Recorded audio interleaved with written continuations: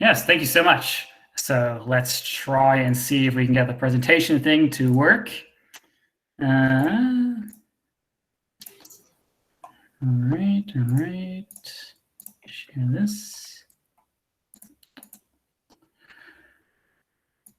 Can you see my screen? I do. See the presentation? I do. Excellent. All right. Everyone can hear me well, I hope. Then I'll start us off.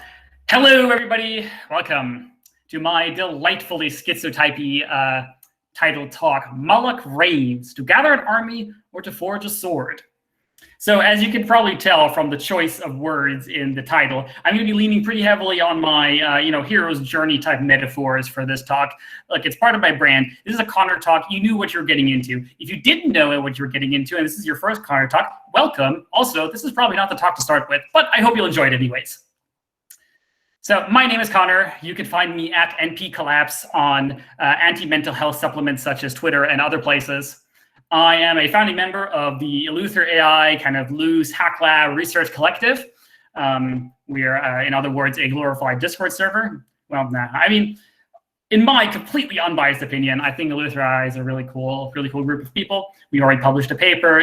We have very high quality machine learning and alignment type discussions in our Discord server. We're interested in doing, lots of different kinds of projects, as Joshua already said, kind of like OpenAI type research, scaling research, alignment research, and stuff like that. So if this sounds like something you might be interested in, please do drop by.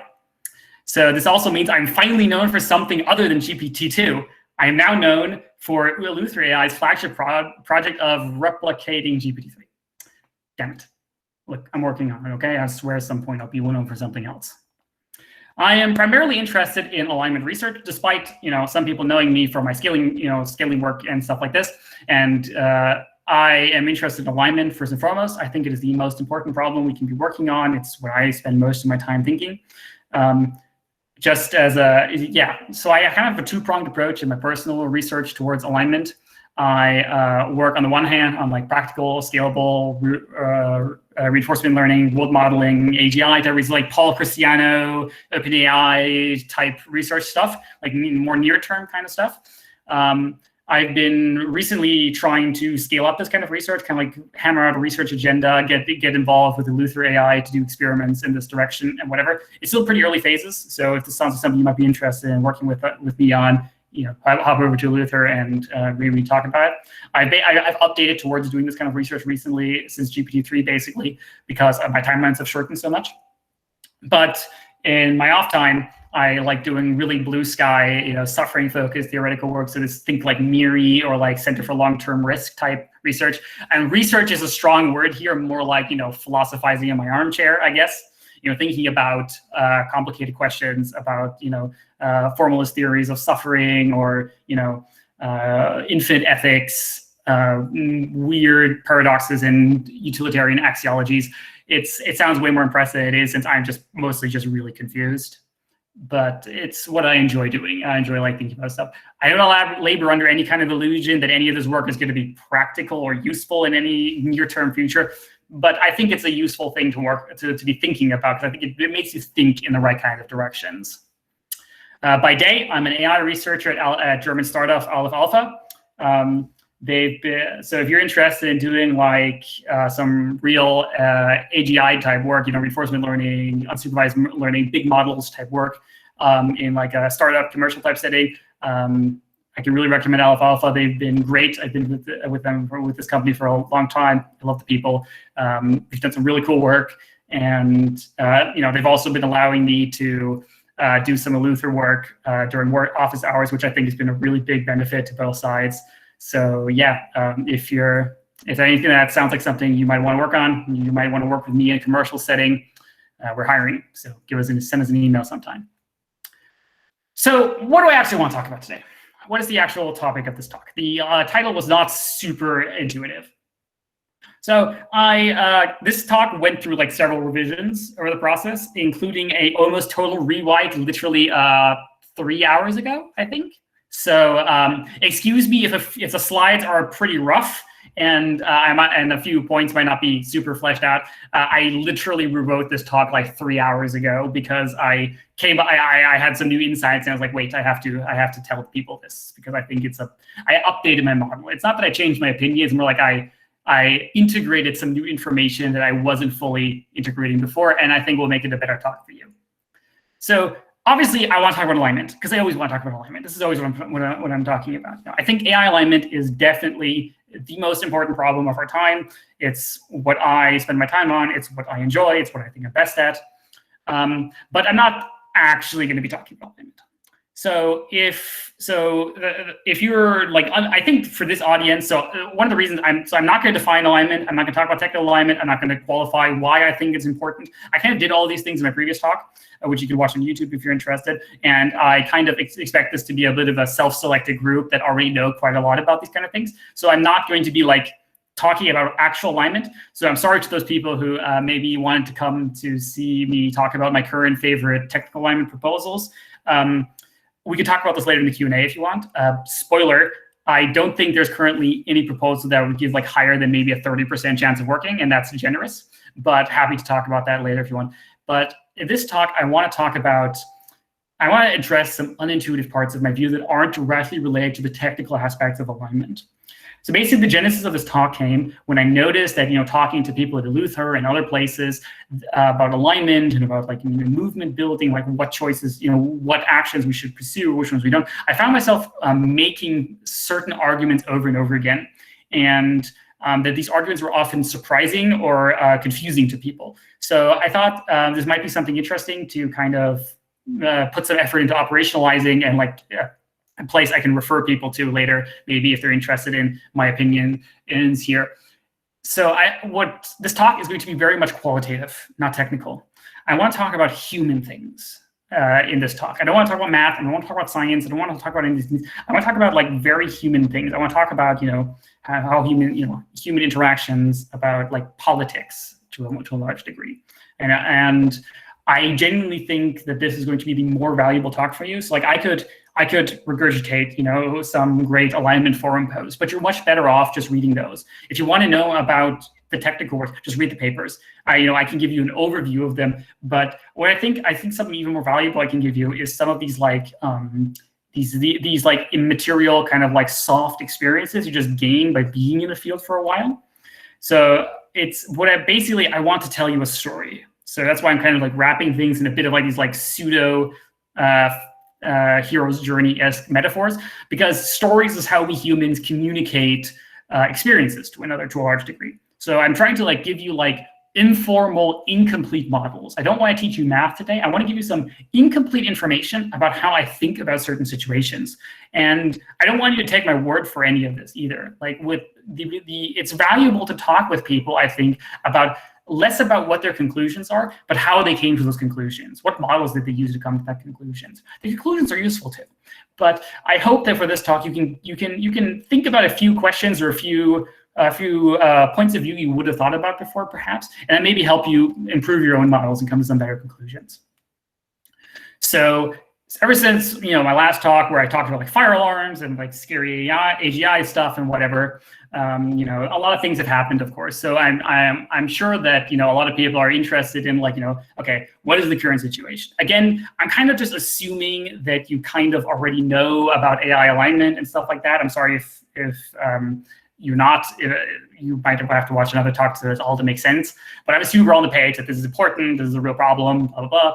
So given the recent results like GPT-3 and DALL-E and whatever, you might say, what is the situation? Well, it's a huge, complicated thing. So if I really had to put it, as succinctly as possible, I would say, oh no, I will not be taking further questions at this time.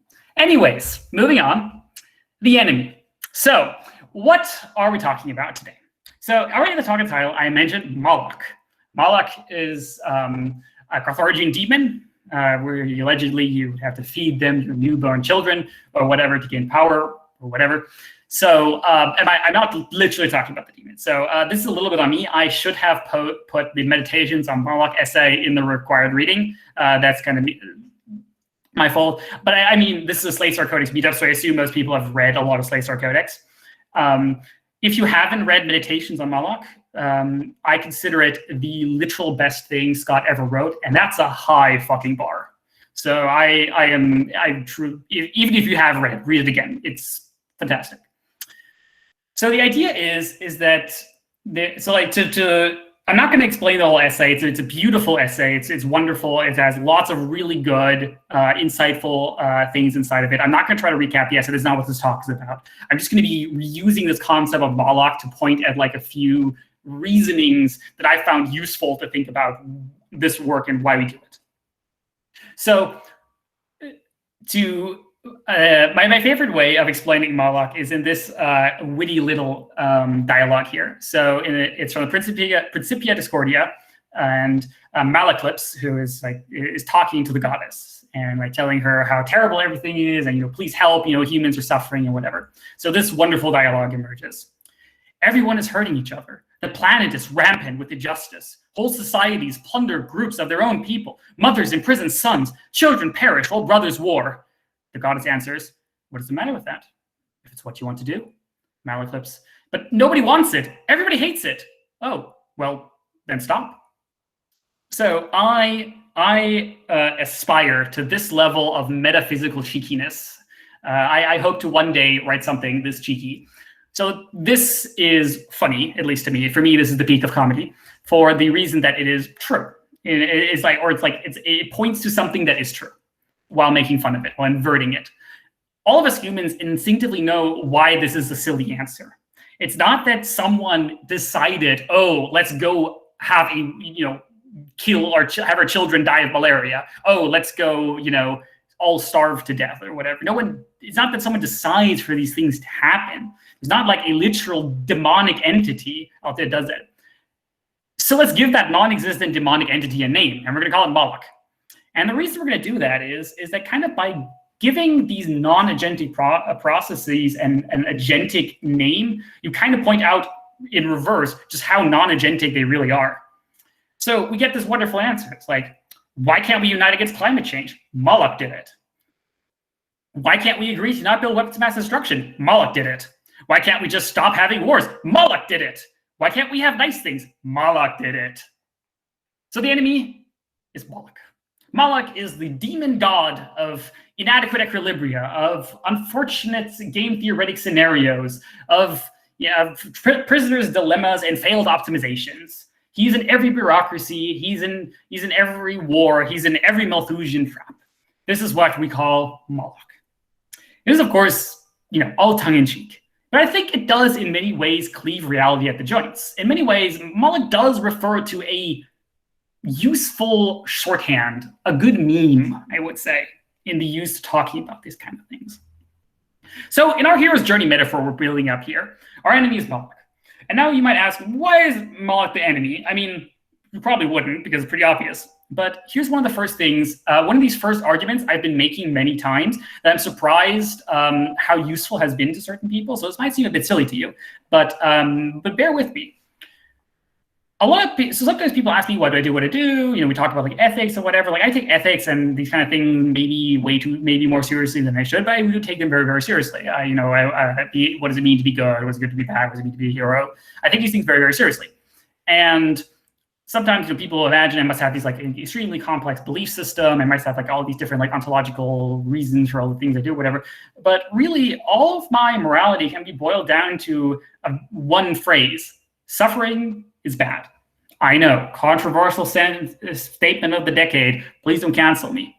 But it's surprising how many people, when they first hear this, are surprised to hear this and have to think about it. It's that no one has ever just put it that bad, but suffering is bad. People being in pain is bad. People being sad is bad. People dying is bad. It's in many ways kind of like an emperor's, new clothes type situation. Is that just sometimes it's, if my experience has been valuable for me to, play the role of the child and just point and say, no, that's bad. Let's not do that. That should stop. People should not be sad anymore. People should not be hurting anymore. People should not die anymore. It's just a thing that should not happen, and we should work to stop it from happening.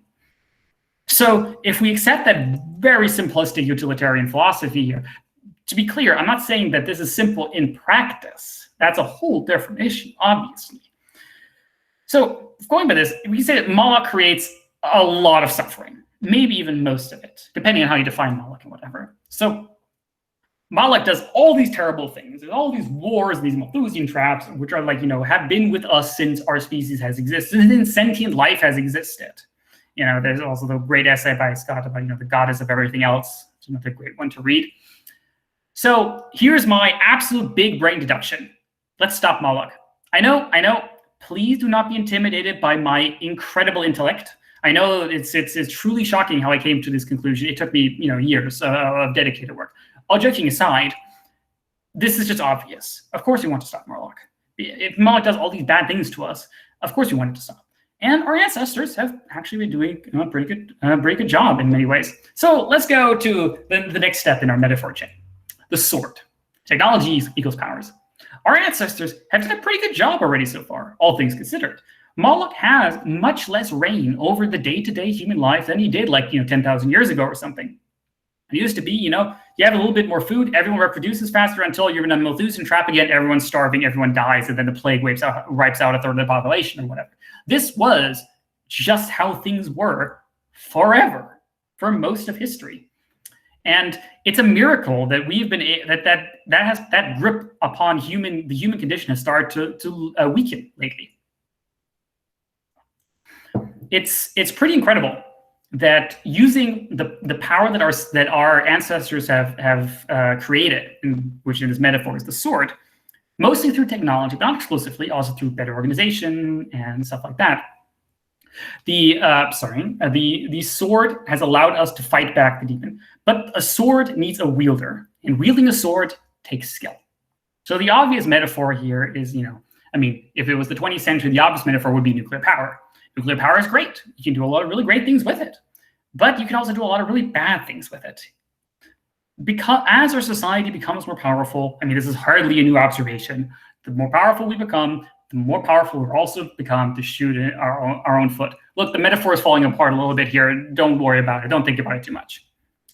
As we become more powerful, we need to be more and more sure that we can actually wield the sword that we have. And so far, mixed, I would say. We had 2 or 3 times where we almost blew up the entire planet. So that's not nice. Anyone remember that time where the US military just dropped a nuke on South Carolina and it's still there? Yeah, funny story, Google it. They just lost a nuclear bomb and the plane just crashed in a swamp.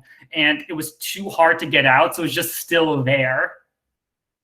It was a miracle it didn't explode. It was actually armed, if I remember correctly. It just didn't explode because we live in a strange timeline.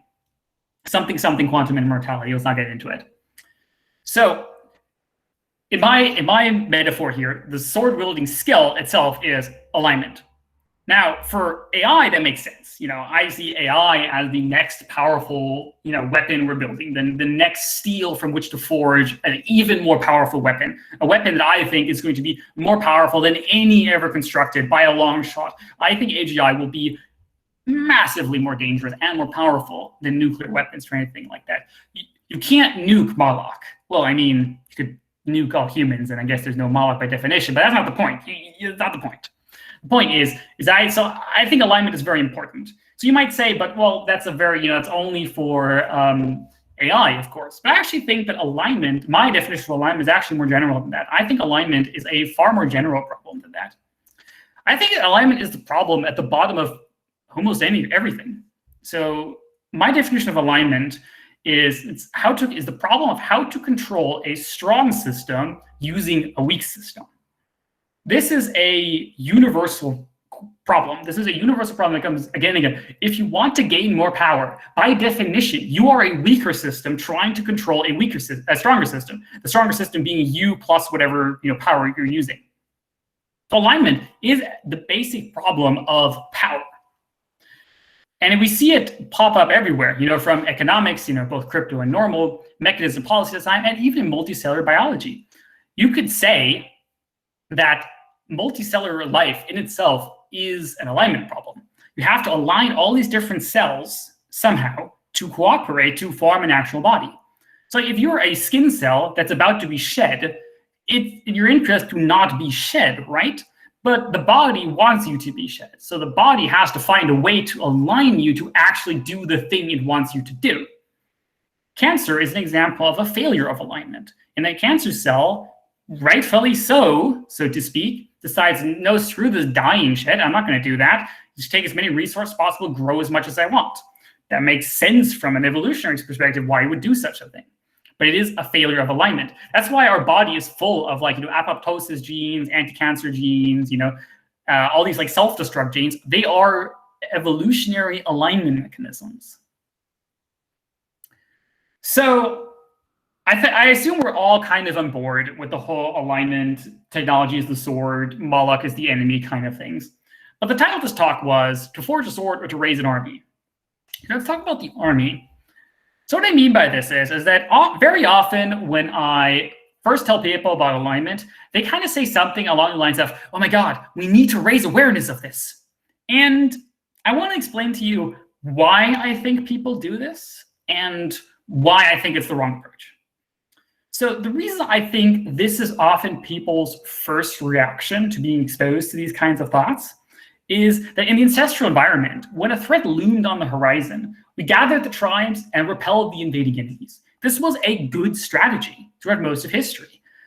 Maybe you don't get along with your brother and you're quabbling about whatever, but if the Huns show up across the hill, you better grab your spears and go fight off the Huns.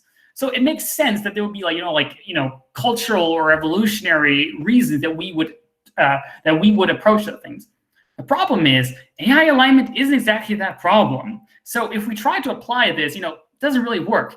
Here we have depicted humans planning how to align AGI 2021 colorized. Problem is, this does not work anymore. It might have worked in the past, but it might work for some future problems, but it does not work for this kind of problem. In fact, I actually believe this can be actively counterproductive. And this is one of the core things that I've been saying multiple times to different people, and I want to kind of state more generally why I think this can be counterproductive. So there's a classic Eliezer essay called "Politics is the Mind Killer," and I think this is one of those great witticisms from Eliezer that I use all the time. The point of the essay is not to say that politics isn't important or that you can't think, about politics or that working on politics is stupid. Of course not. Politics has its place. Politics is important. Everyone knows that. The thing is that politics is the mind killer.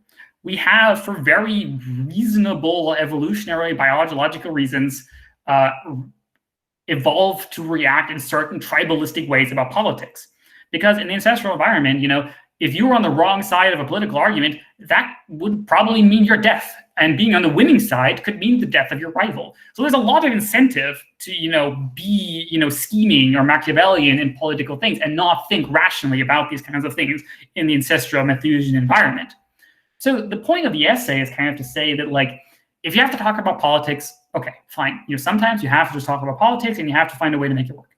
But if you don't have to, if you could talk about a topic without politicizing it, without bringing in, tribalistic arguments, don't. Not because, it's maybe not right. Maybe you're trying to illustrate an example of how, people make a mistake.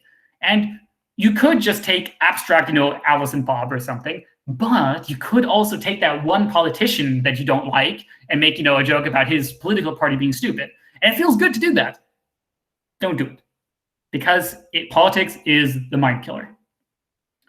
So one of the main reasons I think that spreading awareness can be counterproductive is that spreading awareness of a scary cause will often only result in the politicization of the cause. And politicization is the mind killer. It's not something you want if you have a touchy, complicated, technical problem. There are plenties of examples of this. Climate change, GMOs, nuclear power. How did those turn out? Not really good. Climate change is, I think, probably one of the best examples of this, where we can just see that it started out as a technical problem, and same thing with nuclear, same thing with GMOs. It all started out as a technical problem about technical questions, and then what technical solutions or not solutions we need for that. But it became politicized. I've heard often the argument that Al Gore making the Uncomfortable Truth documentary, whatever it's called, is the single worst thing to ever happen to the climate movement. And I think there's some truth to that. Not because anything Al Gore said was wrong, not because Al Gore is an evil person, but just because he was a very political figure. He inextricably now linked the cause of climate to his political side, which is a problem because then you're basically forcing the other person to react negatively to the cause, even so it's a cause that both should totally agree on. No one wants the world to go to shit. No one wants pollution. No one wants that. This should be a nonpartisan issue. But because of tribalism, because politics is the mind killer, this is what happened. I want to make very clear here that the vast majority of unhelpful people are not evil. They are not the people on the other side of the aisle, the people on the other, the other party that you think are just evil, terrible baby eaters. Most of them are not evil. They genuinely think they are helping. Some of them are evil. Don't get me wrong. No matter which side of, where you are on the political spectrum, some people on your side and their side are evil vampires, definitely. But they're a teeny minority. Most of the people that you meet at a rally or something are just people trying to help and doing so very, very badly. So as a perfect example of this, so I live in Germany. And in Germany, after the Fukushima, so in Germany, the Green Party actually had a lot of influence. The Greens are one of the most powerful parties in Germany. And after the Fukushima Daiichi disaster, they banned, they decided to shut down nuclear the next couple of years and ban any creation of new nuclear power. And what was the result? This led to much more burning of lignite with brown coal, which is one of the most toxic forms of energy generation at all. But it's one of the only forms of energy existent inside of Germany. So it led to huge creations of lignite-fuel power plants to make up with demand, and led to destruction of vast, beautiful forests, such as the Hambacher Forest. This was a big deal in Germany. This was all over the news. We had whole colonies of hippies living up in the trees and shit. It was wild. I think they lost last time I heard, and the forest was bulldozed to get more lignite. I don't know exactly what the situation is, where the forest even still exists. So the Greens wanted to protect the environment, to protect nature, to fight climate change, but their actions led to exactly the opposite happening. They led to an increase in high carbon energy and to the destruction of beautiful ancient forests. So who did it? What caused this? Well, still the Greens, but Moloch did it. This is all evil coordination problems or something. I don't know. Politics is the mind killer. And this is really so. Next time you try to talk about a political solution to a problem, there's a very funny part in the sequences. It's a really funny part where Eliezer talks about a friend or a person he knows whose solution to any problem is liberal democracy. So, what do we do about corporations polluting things? Liberal democracy. What do we do about whatever? It doesn't matter. The answer is liberal democracy. It's, of course, a little bit silly, but I find the type of argument he uses in that essay to be useful to pointing out a kind of common failure mode or common semantic stop sign I sometimes feel people use in political contexts. So imagine you see the following statement. We should address this threat from AI by a democratic process of government regulation for the inclusive good of all. Sounds pretty good, doesn't it? I think this sounds pretty good. So this seems like a reasonable thing you would assume a reasonable person to say. But I actually don't think it's reasonable. And to most people, it's not exactly obvious why I don't think this is a reasonable thing to say at all. And to do a reductio ad absurdum, so I'm going to make a little bit of a silly example here, just to point out the shape of the argument. So instead, imagine we said, we should address this threat from AI by giving it to the Coca-Cola Corporation for the inclusive good of all. Yeah, when you hear that, you're probably pretty confused. And you probably have a bunch of questions like, why the Coca-Cola Corporation? What will they do about it? Have they done well in similar tasks in the past?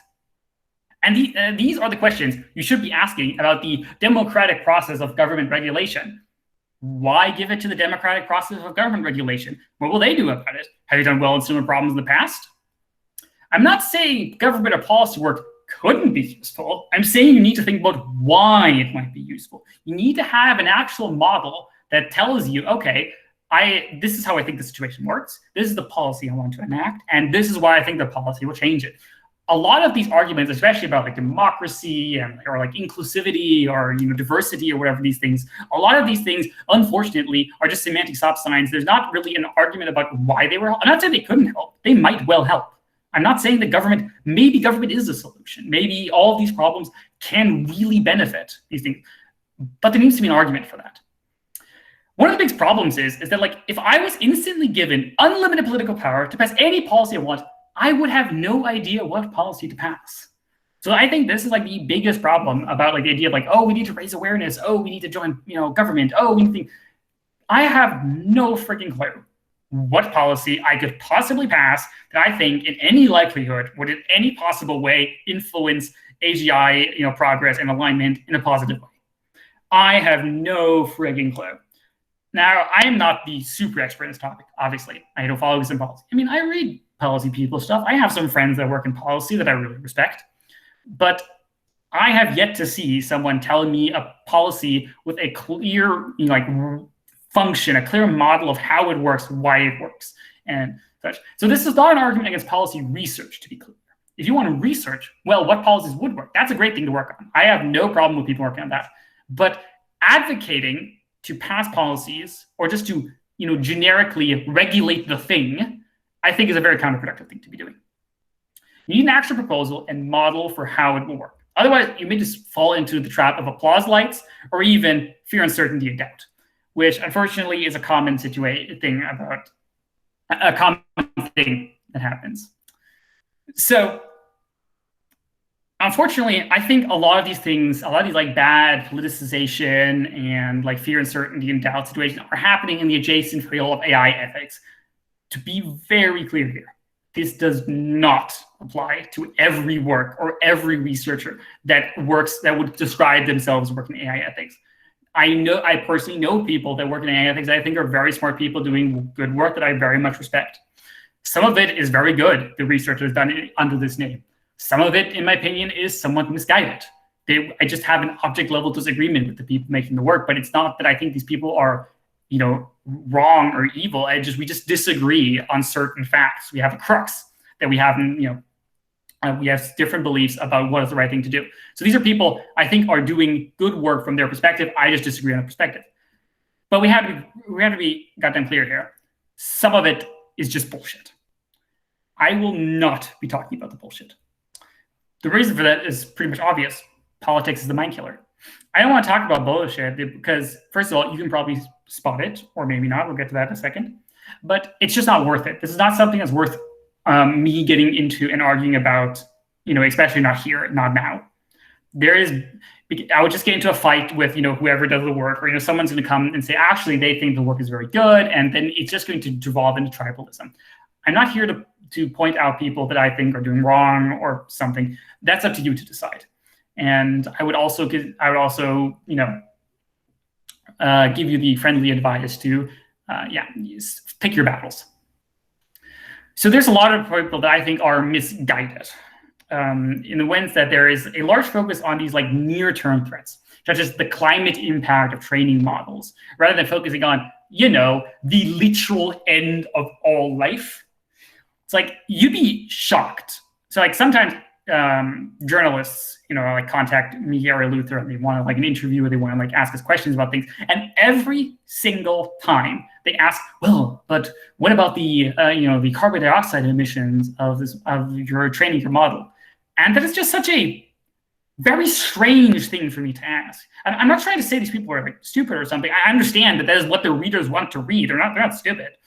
People do read and talk about this stuff on Twitter all the time. It's obviously popular. It's just a very strange thing to me to ask. First of all, most data centers that we work on are carbon neutral. So all electricity is carbon neutral from Google. Second of all, the emissions aren't nothing, but they're not that big. It's the emissions from a single transatlantic flight to present a paper about the carbon emissions of large model training at a conference is going to be way more than training some neural network models. And even then, it's research. There's this fetishization of just not spending energy is good, spending it is bad. But no one complains about the power bill of CERN, and I don't think they should either. I think it's great that CERN, I don't know how much electricity CERN needs, and I don't want to know. I don't care. I think CERN is doing really great research, and go ahead, use their electricity. That's fine. So it's just a very strange thing for me to focus on when you have like these like huge problems of like, we have no idea how to control these things. They're becoming exponentially more powerful. There's like all these really difficult questions you have to answer. And then you focus on, oh, but it uses electricity though. Very strange to me. A pithy little sentence here that kind of encapsulates my opinion is this idea that it's like worrying about the effects of nuclear testing on local trout populations. Don't get me wrong. The trout are definitely getting poisoned by plutonium. And I don't think it's a good thing. I would rather we don't irradiate the trouts. It's a sucky thing. It's like I would prefer us not doing that. But maybe we should focus on the literal doomsday weapon instead of, the local fish. Don't get me wrong. I feel bad for the fish. I wish we could not do this to the fish, but it's just strange to me. I find it strange to argue these kind of things. So basically, if I could, just for a moment here, put on my tinfoil hat, I would say that a lot of corporate ethics washing and fear, uncertainty, and doubt is being used to muddy the field more purposefully than people might think. So this is bordering on conspiracy, but is it though? Like this is the exact same tactics that like big oil and big tobacco used in the 20th century when they're, when their products were under scrutiny. This is corporate scheming 101. Like, why is anyone surprised when all these stuff coming out about the antitrust against the large social networks? This is just how large corporations work. The scam works pretty simply. Like, did you know that big tobacco funds a ton of cancer research? They do, a lot of it. Just not necessarily the smoking caused cancer types. And one of the reasons you would do that is you could say, oh, look at all these things that smoking doesn't do. Oh, look at, oh no, breast cancer is really, really terrible. Let's all focus on breast cancer, not think about the lung cancer too much. That's not that important. So I feel like a lot of these fields kind of have this problem as well, is that they bring up trout problems and then try to hide the nuclear testing problems. And so I'm not going to step into any currently ongoing dramas here, to be clear. I have opinions on all of them. I'm not going to get into them, but I'm not on the side of the corporations, let me put it that way. And it just seems pretty obvious to me that this is something you might do, is that if you have like controlled opposition, you have like these people that will complain about, oh no, your model takes lots of electricity. That doesn't hurt the corporate bottom line. You can buy some carbon credits. That's not the end of the world. But bringing up like serious questions about alignment, about fairness, about destruction of the world, those are hard-hitting questions that corporations would rather not deal with. Is this actually something that's happening? Not necessarily. You don't need a conspiracy for something to look like a conspiracy. Probably it's just independent actors acting on their local gradients that have no collusion between each other. Or maybe they are. Have you seen some of those antitrust documents that are coming out? Ooh, boy, there's some weird shit in there. So who the hell knows? To be clear again, I do not blame the researchers. I totally believe that the researchers are by far, some of them are probably evil by just statistics, but I think by far most of these people are extremely good-hearted people. They're trying to do the best thing. They're just being manipulated or used by these large corporations. I have actually been told by some more experienced people, they're like, Connor, be careful. You're being manipulated by Google to release GPT-3 models because, reasons and whatever. And I don't know, maybe they're right. Who knows? So, coming towards the end of this talk, I want to do something that's kind of untypical for me. I want to wholesale quote someone on like a large chunk of text. I hope he is okay with that. This is from Alex Flint. He writes some really good stuff on Less Wrong. I'm a fan. And I'm going to quote him because he just wrote this like just beautiful thing that just hits exactly on the head, kind of the stuff I've been trying to talk about here. This problem of like how our ancestral things, ideas that make them feel bigger is naturally good. So in the text I'm about to quote, he is responding to a different post by Larks, who wrote a truly fantastic recap, like a summary of alignment research done in 2020. Truly amazing work, truly wonderful.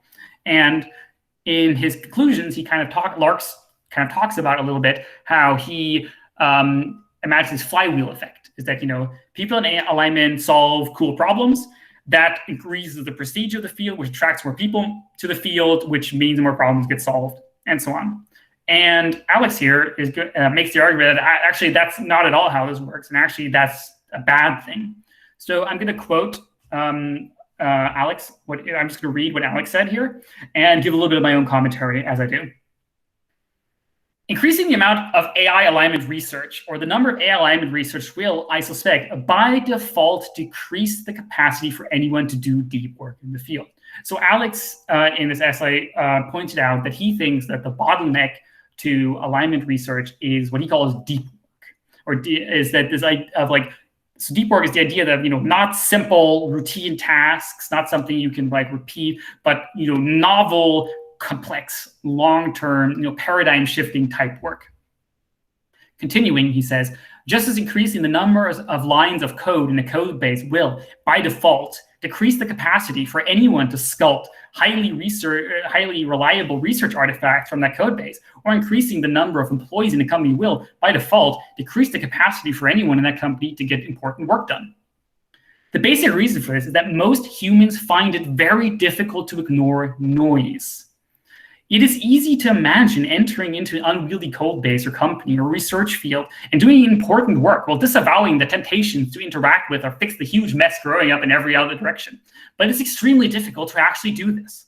It's possible to create large companies and large code bases in which important work gets done, but it's not the default outcome of growth. I think this is something we've all had probably contact with before. Humans do not scale linearly. Adding more humans to a pile generally slows things down. Anyone knows this if they've ever worked for a very large corporation. These things are very difficult to manage.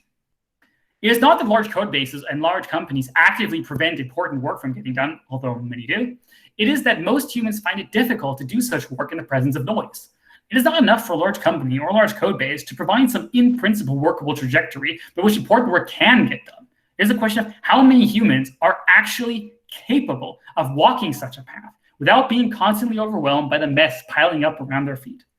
So this really reminded me of something that I've noticed several times when I talk to people about getting into AI alignment, is that often one of the main criticisms or problems I hear when I talk to people about AI alignment and say like they want to get into the field is that they'll say, it's so confusing. There's so much stuff. I don't know where to start. Everything is confusing. I don't want to start with the wrong thing and waste all my time and whatever. And this was interesting to me because at first I was very confused by this because this wasn't my experience at all, really. So, I came a bit earlier into the field, not much earlier. Like if anything, I feel the field has gotten more accessible now because there's like way more higher quality summaries, way more high quality outreach work that existed when I got started in this field. And I never got this feeling of like I got the feel that it was hard, but I never felt like overwhelmed and confused by the noise because I guess this is just something I like doing. Like I'm pretty good at like waterboarding myself with information and then barfing out a nice distilled explanation of the core features of work. This is something I like to do and I am decently good at. So I had, I think, an unusual experience when it comes to getting into alignment. I very much enjoyed the weird, disjointed mess of really smart people having debates with each other and disagreeing with each other. I really enjoyed this. This was a good experience for me. But I can see how that can be intimidating and confusing. So like one of the things I try to help with people nowadays, I tend to know where to send people if they want to get into alignment and they're not sure what to start with, or depending on their current skill level and their level of interest, I'm pretty good nowadays to send people, I think, where they need to go. So if that's something that sounds like it might be helpful to you, you can hit me up and maybe I can help you. But continuing with Alex here, it is not that we should try to limit the size of the AI alignment field forever. The field must grow, it seems, if we are to stand any chance of success. But we should try to walk along a careful and gradual growth trajectory that maximizes the field's capacity for truly deep research output. While doing this, we should, in my view, be clear that among all the possible trajectories that involve growth, most are actively harmful. We should not, in my view, be optimizing directly for growth, but instead for depth, with growth as an unfortunate but necessary byproduct. So by Alex Flint, emphasis added as mine. The game has changed. I just repeat this. We should not, in my view, be optimizing directly for growth, but instead for depth, with growth as an unfortunately but necessary byproduct. This is just a side effect of how these games work. In the ancestral environment, adding another body to your army scaled in its usefulness. It's really useful to have another dude with a spear if you're fighting a bunch of dudes with spears. If your enemy is a bunch of dudes with spears, you want as many of your own dudes with spears. But that's not how research, or especially deep research, really happens. The dynamic just does not apply. It's a completely different game. We have to play different strategies in order to optimize our results here. So what is the bottleneck? What do we need to make this work? Well, what I truly think that we need to solve alignment is technical depth. Excellent, deep, paradigm-shifting technical work on the problem of alignment. This is what needs to happen. So the question is, in which factors can we manipulate or should we manipulate? What is the bottleneck on increasing the technical depth, the amount of technical deep work that's being done on alignment? Where's the bottleneck? How can we get more? Well, the first idea is just add super high quality people to the field. So this is kind of like a Price's Law situation. So Price's Law basically kind of states that like the top 10% of researchers do 90% of the research. There's different variants of this for different fields and whatever. And I know this is like dangerously close to great man theories of history or whatever, but there does seem, in my opinion at least, to be a lot of evidence for these kinds of effects. Is that there is just work that a single very, very high quality individual can and will do that even like 100 median scientists will not be able to achieve. And some fields are blocked by this median type work. Some people, sometimes we need a ton of grad students trying different shit. Some fields need that. I do not think that this is the case for AI alignment. I think in AI alignment specifically, we need this kind of depth. We need this Price's Law. We need these like top, performers. So this is a first great idea and whatever. And I think is a pretty common idea that most people think, of course we want the smartest people working in our field and whatever. But I've recently made a strange discovery. So I was talking to a good friend of mine, who is like the literal smartest person I know. And we were talking about like alignment or strategy or something. I don't exactly remember what we were talking about. But basically we talked about like, I talked about like, oh, I've been like super inefficient lately. I haven't gotten any work done. I feel really bad about it or whatever and such. And then we talked about like money and like resources. And I basically thought about this for a little bit. I was like, I don't think I really need more money. I don't think that would like be a big help for me. And then he basically told me, he said like, well, just imagine that $1 billion. Wouldn't that make you like way more efficient? So I thought about that for a second. And like a good, aspiring rationalist, I tried an outside view. Trying to think, okay, how good have other people done with $1 billion? So I looked at, big scale philanthropy, Bill Gates and open philanthropy and stuff like this. Like, okay, how well is this done? And so I happened to remember a recent post by OpenPhil that I read. I unfortunately couldn't find it, otherwise I would have pasted it here because I literally made this change to the slides 1 hour ago. And basically they said how they were trying to hire some new researchers, I think. And so they got like 100, 150 applicants. They picked like 13 to try out for 6 months. And of those they hired 3. So by my outside view reasoning, I said, okay, well, OpenPhil, I think, is people that are probably better at this than I am. They have more experience. They're older. They're very, very, very smart people. So I would expect them to perform better than me on this task. So by pure outside view logic, I should expect that if I had $1 billion, I would hire less than 3 people. But that's strange. So I was all, like, okay, rationalist engaged. Like, yeah, I expect, given this piece of knowledge I happen to know, I would expect I would do like less good at this. And then my friend rightfully pointed out that is strange. That is a strange conclusion to come to. Am I saying that if I had literally $1 billion, I couldn't increase my output by more than like a factor of 3 or so? That seems wrong. But I couldn't exactly point at why this was wrong. To be clear, this is not a criticism of open philanthropy. I'm sure they have very good reasons for everything they did. There's infinite information. I don't know. I'm just using them as like this like outside view black box to like kind of like explain my reasoning at the time.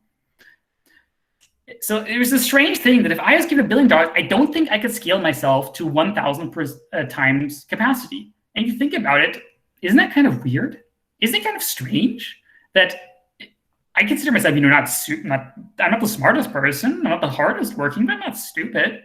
Like, and if I had $1 billion, I couldn't produce 1,000 times more output than I currently produce? That seems strange. Like, that seems kind of wrong. And I thought about this a lot and also talked to my friend about it. And I think I've been convinced. I think I found the rate limiting step. So don't get me wrong, there's many rate limiting steps. This is a very complex process. Management is complicated. Finding the right people, hiring is complicated. Technical problems there are hundreds of difficult problems that are just I'm kind of just abstracting away for this moment. I know I'm very, very simplifying, but I'm trying to tell a story here. So what I came to be convinced by is that the rate limiting ingredient is not broken people. So what do I mean by that is that people are broken in many ways, in their rationality, their mental health, their physical, their habits. It's not a value judgment, to be clear. This is not a value judgment. This is just an observation that like the Greens and their rationality about nuclear power was broken. There was a clear malfunction, a bug in the way the Greens pursued their strategy in Germany that led to them literally optimizing for the opposite they were trying to achieve. That is what I would consider to be broken. That's one way you can be broken. But there's other ways you can be broken too. I was complaining to my buddy that, I have this one really easy task I need to do, but I'm not doing it. I don't want to. It sucks. I wish I could just, get up and do it. And then he said, well, just do it. And he's not wrong. It wasn't, that I didn't think about doing it. It's just like, I thought about that. It's like, why am I not doing it? That's a thing that is worth exploring. Why am I not doing this? Why am I broken? Why am I not just getting up and doing it? And the thing is, there is probably a really good reason why I'm not doing it. Or maybe it's a really stupid reason. It doesn't matter. It's a reason, and if possible, it should be solved. So here's a suggestion for potentially the highest return on investment intervention I can think of. Is there a way to unbreak people at scale and put them to work? Because I think the rate limiting step why I couldn't scale to 1,000 times my capacity given $1 billion is A, I myself am broken in certain ways. I know in some ways I don't scale and I'll hit a wall. And B, I don't think I could identify and put to work 1,000 really capable, rational, hardworking people, because there just aren't that many of them, unfortunately. And I understand why. Again, this is not a value judgment. We all have flaws. We all have strengths. So what can you do to help alignment? My answer is become stronger. Eliezer was right, as he tends to always be. So I know people will disagree with me on many of these things. I'm sure there's plenty of things you would disagree with me on this talk, but I'm just telling you my true, honest opinions and why I believe these things. I think Eliezer was right, and it is hardly a controversial statement in a rationalist adjacent, meetup. But like, whenever someone approaches me and says, "I don't know anything about AI alignment. I want to help. I want to get into this. I want to do something. Where should I start?" I give them the sequences. I don't send them to the alignment forum. I don't give them papers to read. I don't do any of that. I tell them to read the sequences. And some people think I'm doing the wrong thing. Some people say I should be putting in the technical work. I should be doing, something else, whatever. Giving them math or papers or machine learning or just like the current state of the art in AI alignment. But, Eliezer has always wanted to solve AI alignment. And when he sat down to write the sequences, he could have just written everything he knows about AI alignment, how he thinks he could solve it, and just worked on that. But he didn't. He sat down and he wrote a book, if you call it a book, about rationality, about becoming stronger, about all these like weird kind of almost disconnected kind of like groundwork. And I mean, he told us why. It's to start with fixing the broken rationality and then doing the alignment research. And as often when I deal with very smart people, I kind of like read the thing and I'm like, yeah, okay, cool. And then I kind of forget about it. I don't grok it until much later. It took me a long time to realize how right he is about this. And that's why I send people to read the sequences, is that I think it's way more useful for you to become stronger, to improve your rationality, to get better at thinking, to get better at work, whatever, and then start working in alignment, than to just focus on alignment right from the start and produce, perhaps medium quality work. That's why Eliezer started with the sequences and then wrote a Harry Potter fan fiction about it, as you do. So how do you unbreak yourself? Well, I mean, I do have some recommended reading, but if you expect an easy answer, you're not going to get it from me. Sure, there are the sequences. Duh. The sequences are, in many ways, one of the most direct attempts to improve, to unbreak someone, to make them do better. They don't work for everyone. Some of the things in there are actually just wrong. Like some of the things just have failed in a replication crisis and are just actually not true. But I think it's a valiant attempt. And it's probably still the best in the genre. I mean, a close one is, of course, Slacer Codex, Astro Codex 10. I mean, that's why we're all here, because we like the kind of thinking that we get from this kind of thing. Eliezer's book, Inadequate Equilibria, basically Moloch the book. One of the things that made me understand Moloch, very powerful, very useful. One thing the only reason I put this recommended readings is just to push this one sequence that I think a lot of people do know, but not enough people know, is Kaj or Kais, I don't know how to pronounce his name, sorry. So Tala's multi-agent models of mind is, I consider, in many ways, a spiritual successor to the sequences. And that it's one half neuroscience and about like AIs and neuroscience and stuff, and one half it's very much about rationality, but like from a psychological perspective, from a therapy perspective. It's a lot about models of how therapy works, why it works, and also how meditation works and why it works. One of the things I was very confused by when I first met like rationalists is their seeming obsession with like psychotherapy, with like mental health, with like meditation and enlightenment and these things. These seem very strange to me and like things I personally did not feel attracted to. I've had very bad experiences with like psychology and psychiatrists in my life. They've been a negative force in my field. So I find it very strange that they were so obsessed by it. But as so often, if a lot of really smart people are into something, it's probably worth taking a second look. And the reason you would want, and like one of the arguments that Kaj makes in his multi-agent models of mind, is that for good rationality, you need a good mental health. You need to address your emotional and your traumas. You need to get over these things in order to prove rationality. It's amazing how many of like issues where I thought like, well, I'm just not the kind of person that does this thing. Where when I just actually sat down and tried to actually deal with the problem, and I was like, oh, I actually had this like really awkward, unaddressed emotional issue about this problem. And now that I've addressed it, I'm like okay with it again. And then I sat down and worked. It's like, it's surprised how often these things worked. But to be very clear, the most important thing you should be reading is whatever works for you. The sequences and Kaj's work worked for me. These things single-handedly, 10x my productivity. And is that an exaggeration? Maybe not 10, but like 5x my productivity by just giving me more tools to fix my rationality, to fix my productivity, to fix my emotional traumas. These are very, very important things that I think are very important. But at the end of the day, they don't work for everybody. In many ways, people need to hear different stories. That's why I wanted to tell you a story today. I told you a story today about a demon and about a hero finding a way to handle a sword in order to slay the demon, and how raising an army is perhaps not what they should be focusing on. They should be focusing on finding friends, finding allies, barking alliances. They maybe should be focusing on themselves. They should be focusing on how do they become stronger? How do they become worthy to wield the sword and slay the demon? Because I think the sword is going to get made.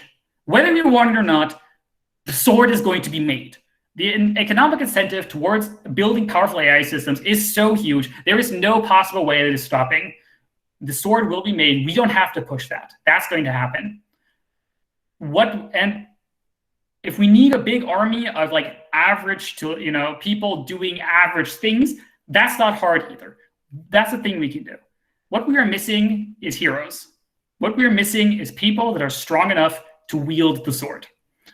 And that's the story I'm trying to tell you. I'm trying to tell you the story that you need to be one, not the, but one of the heroes that help become stronger in order to solve these problems.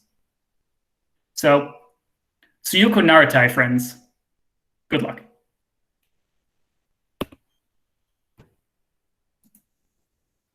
Thank you, Connor. Let's take a few questions and go on with that for a while until I feel it's enough, and then we'll move on to socializing. Did I actually pronounce it right? Oh, man. Sorry, yeah, go ahead. Okay, so Nicholas asks, have you heard of the Quality Research Institute, and do you think their approach is promising for ethics and/or AI safety? And Connor, I think you answered that you want to talk about it, so please go ahead. Yes, absolutely. Quality Research Institute is one of my favorite pet research organizations, so to speak. So I have the same opinion as Scott has about QRI. I was really happy to see him say that. It's they are picture perfect mad science. They are completely nuts. They are utterly, totally insane, these people. They're completely balls to the walls, and I love it. I am so happy that they are doing the work they're doing. The chances that their work is actually going to work out is something, I don't know, probably really low. Doesn't matter. I think it's really cool that they have the balls to do the kind of research that they do, and I like a lot of their framings. I like their term formalist theory of qualia, which is kind of this idea of having mathematical theories of conscious experience. That's something I subscribe to. I don't know if formalist is actually the right word for that or not. I'm not going to get into any definitions of these kind of things. I really like them. I've not really interacted with them personally. I would like to. I think they're really cool. They're probably really fun. If I ever get, I want to party with those guys. Man, that's got to be a blast. How much their work is actually going to work, how much it's going to apply to AI risk and whatever, no idea. It seems to me very much one of those extremely high variance thing. Is that if it works out, super high return on investment. If they actually find, there's a simple, unobjectionable formalist theory of qualia and suffering and stuff, that'll be the single biggest contribution to universal happiness and avoidance of S risk possible. Will they actually succeed at that? Is it actually a goal that is even achievable? I don't know. I would say low chance, but this is also things I work on. I genuinely like what they're working on. I don't follow the same research direction they do, but a lot of my suffering focused ethics type things is in similar directions. So yeah, I am really happy that they exist. They're one of the organizations I donate to. I hope they succeed in whatever the hell they're doing. I wish there was 100 QRIs. That would be my wish. If I could change something about the AI atmosphere, I wish we had 100 organizations like QRI. They're doing something completely balls to the walls, but they're really smart people. I genuinely think the QRI people are very, very smart people that I don't think they're bullshitting us. I really think they're trying to make a good theory. They're trying to solve real problems, whether or not you personally think they're crazy or not. And I wish we had 100 organizations like that are all have their one little pet theory where they're trying something really weird that has a 1 in 1,000 chance of working out, but if it does, has a high payoff. So I actually put QRI. I'm sure that they would hate this, but I put them in the same bucket as Miri in many ways. I bet Miri hates that I put them in the same bucket as QRI, but I feel there's a similarity there in just the ambition of the goal. Of course, they have completely different approaches to the problems. Okay. Marcin asks, what are your current estimates of the existential risk related to AI and the total existential risk in the next century? Toby Ord's estimates were respectively 1 in 10 and 1 in 6. So I would say, Toby Ord has thought about this way more than I have. So whatever I say, you should probably weight his opinion higher than mine. I would say existential risk is actually higher than that. So I guess it depends a little bit on what you talk about what you mean about existential risk. There's a little bit of a definitional issue here. I do not believe. I think that the chance that biological humans will still exist in a meaningful capacity in 100 years is very low, like 5%. Like I think it is extremely unlikely that biological humans, if they that either exist at all or exist in a fashion where they have any kind of appreciable impact on the universe, is extremely small. This is just because I expect AGI to happen very quickly and to explode very quickly, and humans to lose all relevance almost immediately. So if you count humans having no influence anymore as an existential risk, then I think extremely high reason, then extremely high probability. If you say, if by existential risk you mean more like extinction of all life in itself, honestly pretty low. If you count AI as life, the only possible way I could see that probably happening in the near-term future is conflict. So if you have like some AIs war on each other and you do unleash some kind of doomsday weapon to just liquefy the entire planet or something, which I don't know. I have no idea how to model how likely something like that is. I genuinely don't. And if we talk about the risk that I really care about, which is like S risks. So like risks where life continues to exist, but there's a huge amount of suffering in some way, such as, for example, you have the AIs that like simulate millions of minds that undergo like some kind of suffering in some form because they're like performing experiments on them or something. That I actually give a pretty high probability. Like if I think conditioned on no real progress on alignment, so business as usual, I would say S risk is like 80% chance. I think it's very likely that some form of these risks will happen. Not necessarily the very worst, but like really bad ones.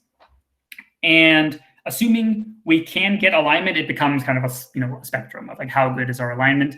But I consider alignment to have failed if it results in any kind of astronomical suffering in any acceptable degree. It's like I'm not like a suffering-focused ethicist, so I consider that like if 3/4 of the universe are infinitely happy and 1/4 is infinitely suffering, I consider that a failure. I consider that to be game over.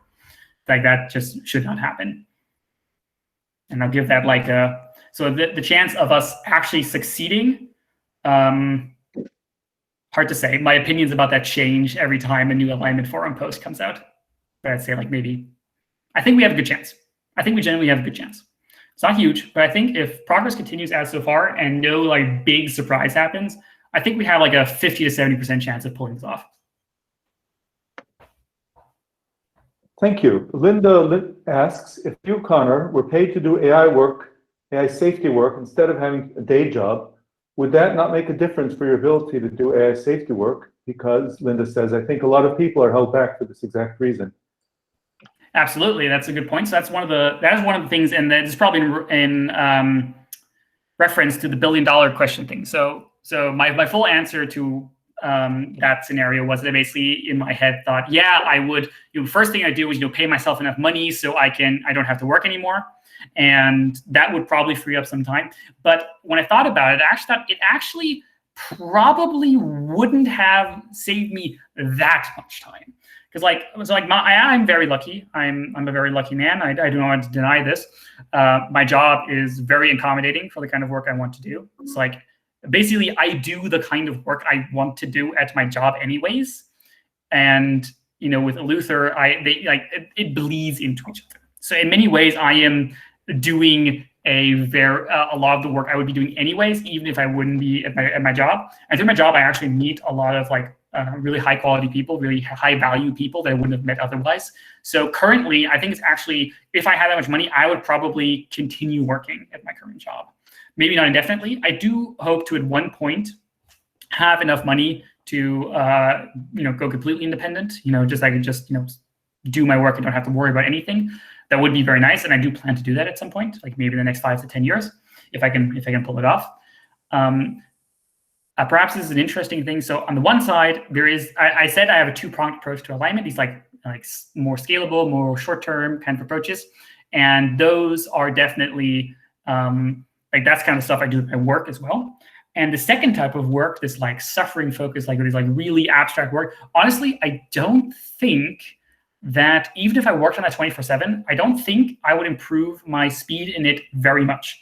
And the reason I think that is there's different stages of like processing you have when you're approaching different kinds of problems. Like Miri has this interesting scale of like philosophy to math to engineering, and these scale to different degrees. To me, these like reinforcement learning and world model type things are somewhere between like math and engineering. So these are things that can like, I can chuck time into. Like these are things I can like push time into. But these philosophical things often aren't really time bound. They're just kind of thinking bound. Like sometimes I just have to think about something for 2 weeks, and there's just no speeding that up. It doesn't matter. I just have to sleep over it. At least from my perspective, this seems to be the case. That a lot of these like especially like philosophical questions, I just like go for a long walk every day, and then after 3 weeks, I'm just like, yes, that's what it was. And that's a very different type of work that I do at my job, and it doesn't scale in the same way. It's more close to like what they call deep work. So I don't know if every person is like this.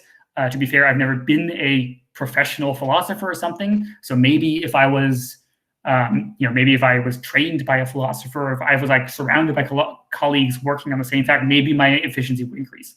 But at the moment, I feel like I am kind of trucking along as fast as I would until I reach a phase that scales, at least, if that makes any sense.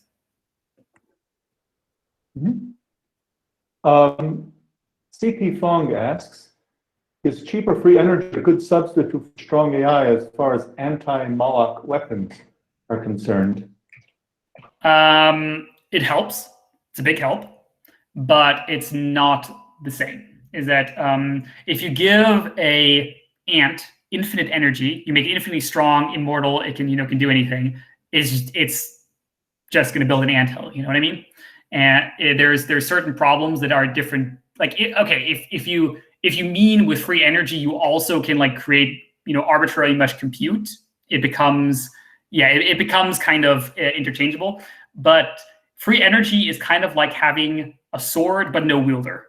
You still need someone who can wield the sword to do the task you actually do. And that's where intelligence comes in. Okay. Chris Cannell asks, why do you think you see the solution to research noise is likely focusing on making sure we have more high quality people doing deep work, rather than developing more tools or software to help us more easily navigate research and filter noise? I think that's a wonderful approach. I just must say that I have not seen much success in that direction so far. Like that, there's been very many attempts, these kind of things, and some of them do work. Like Ott is working on similar things. We've used like GPT-3 to try to like improve do research, basically a research assistant. And they also work on ways of like having humans communicate and like cooperate in a better thing. I think that is a very interesting book. Ott is another one of those great things that I'm like really happy exists. It wouldn't be my first choice to research this. So Ott is all about researching ways to have amplify human experts kind of and have people work together better to solve harder problems. I'm really happy they exist. Wouldn't be my first choice of research, but that's why I'm happy they exist and they're doing the kind of research they're doing. So yeah, I guess this is just, I don't think this is a bad idea. I think it's I don't think it is much easier to develop such tools and make them widely available than it is to attract more, high quality people. I think these are orthogonal. I think there's no reason you can't work on both. So great question. T. Knopfer asks, in a few words, is democracy compatible with fighting Moloch? If it is impossible for an agent within the system to fight the system, should we aim to instate a benevolent dictator that would be free from Moloch? And could Wolfbug, is that you? Fill this role? So I am well familiar with this argument. I also love me some Urbit sometimes, but it's not an either-or situation. It's not a simple solution. It's not a simple, democracy is not one concept. It's not one system. Neither is, like the dictator thing. So, okay, let's talk about NRX for a second. So for people who don't know what NRX is kind of like a, I don't want to strawman it because they have some decent intelligent arguments, but a lot of their arguments are so stupid that it's like really hard for me to stay serious about it. it's kind of like if you would optimize if you took a really, really smart person and they optimized to create the edgiest possible ideology. That's kind of how I would describe it. And don't get me wrong, they're really smart. The person doing it is very, very smart, and they have some really good points, but man. So one of the main ideas, so this is probably a straw man, and the NRX people can tell me I'm straw manning. I'm sorry. Don't get me wrong. A lot of you I like, a lot of them I don't like. But the idea is this idea that there are lots of these multipolar Molochian problems that could be solved if we had like a dictator. If we had like this like benevolent, wonderful thing, like they often call it, like this thought experiment of Finagle, who's like this great alien deity that comes from space. And he's immortal. You can't defeat him. He's immortal. There's nothing humans can do to stop him. So Finagle installs himself as dictator, and so he can instantly solve all these problems. So he might enslave humans, but Finagle might also see, well, I want the humans working for me. So instead of like torturing them, I'll just make sure they have a pretty good life, so they work at maximum efficiency. There's going to be no kind of competition. There's going to be no corruption because I'm just going to shut that down because I'm Finagle, the great king, and all of that I think is correct. I think NRX people are correct about almost everything they say if you accept their premises. And the problem is I think a lot of premises that NRX people base their arguments on are just not true, are just hilariously wrong. There is no Finagle. If Finagle existed, if there's like something that we could like relatively, that we could like reliably find and instantiate, yeah, it's not bad. Especially if Finagle happened to be an aligned AGI that is like ultimately maximally kind in all possible ways, yes, that is the goal I would most like. My perfect scenario, my best possible outcome, is a singleton AI that has full, control over all possible, a complete singleton that is maximally aligned. I think that's the best possible outcome because this unilateral action allows you to solve a lot of these multipolar traps that Moloch gets you into. It's very much true that Moloch is a very powerful entity in democratic type systems, but democracy solves other kinds of problems. I think one of the best reasons we have democracy is to, try to align our leaders, is that our leaders just aren't very aligned. They're also not always very smart. So this is a long rabbit hole. Read Slate Star Codex on this. He has like the anti-reactionary FAQ. It's a little outdated, but I think it's going to be very argument too. So if we could have such a benevolent, aligned, angelic dictator, great. But we don't. So I have a solution. Daniel Cotillo asks, the Luther AI seems to be trying to uphold OpenAI's original mission, but OpenAI's original mission seems terrible for the world for reasons that Scott Alexander brought up. And I should say that we'll just take one or two more questions before going to socialize. So asking about OpenAI's original mission, what gives? Yeah, that's a very common question. It's a very good question. Of course, that I probably should just have a standard answer. I mean, we thought about this very seriously, and we discussed this very seriously all the time. It's like to be clear, Luther is not like a big brain, 500 IQ genius ploy that we kind of like schemed in our basements for conspiracy or whatever. It was just a bunch of dudes that thought like, hey, would it be kind of fun to like work on this? And then we kind of just did for shits and giggles, and we posted a bunch of memes, and other people showed up. And so we, definitely I took it very seriously when I would stop working on this if I thought that this was a real threat. So some people might know that I was involved in kind of like a micro controversy around GPT-2 replication back when that was the newest hot thing. And I wrote very extensive essays about why I think GPT-3 and to a degree GPT-3 is not dangerous to be released, and that there are large benefits to being released to them. I still stand by most of what I said in those essays. It's kind of a long story. I think there's some other questions that there's so many questions I would love to get to. But basically, what pushed me over the edge was kind of this like, so the unofficial Luther AI motto nowadays is anything that's safe to sell to Microsoft is safe for the public to have. That's kind of our unofficial slogan at this point, is that I think there is really useful, interesting research that can be done with an open GPT-3 model, and I don't expect the danger to be very large. I know for a fact that there are many groups right now actually building GPT-3. There's a very large chance that we're not going to be the first ones to replicate it. I know of multiple other groups doing the same thing. So the cat's out of the bag in that regard. And I think there is a marginal improvement, well, not just marginal, I think there's a genuine possible amount of AI research that can be done with having such a model. So I think the risks outweigh the benefits. I fully admit that there are risks, and any kind of research has risks. Thank you. And Sam Ringer and Marcin both asked a similar question about, are you discouraging people from becoming AI safety researchers, or how would you identify somebody who should contribute by being an AI safety researcher as opposed to not doing that? If I had an answer to that question, we wouldn't have this problem. There is no simple solution. As with all problems in history, it's like, I don't know. No one knows. You don't know. I don't know. No one knows. It's hard. It's just really hard. I'm not trying to encourage or discourage anyone. I'm not making that very clear. I'm not saying you are bad. You should not get into this. I'm saying is that it's hard.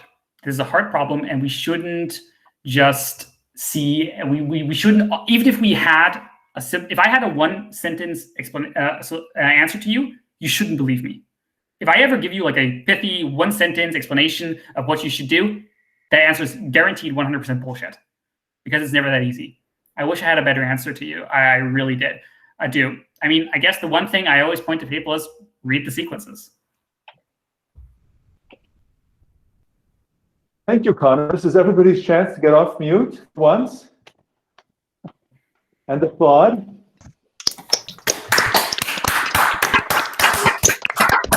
Thank you. Sure, you're right there.